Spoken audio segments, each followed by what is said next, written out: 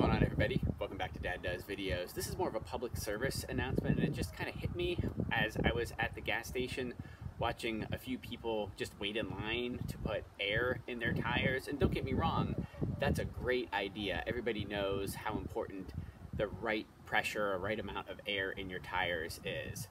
It keeps the tires wearing evenly, it keeps your car fuel efficient, and provides, quite frankly, a smooth ride. Also, and these are the bigger things, right?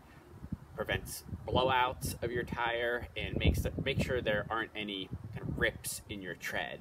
But I'm always confused why people are lining up to get their air pressure at the local gas station. Now, going to the gas station is certainly better than nothing.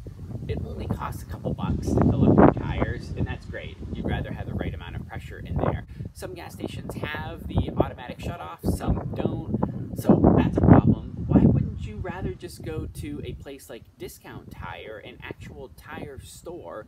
You can pull up, they check your tires, fill your tires for free. Doesn't matter if you bought the tires there or not. And guess what? At the same time, you have an actual tire expert looking at your tires, noticing if there might be a problem with them.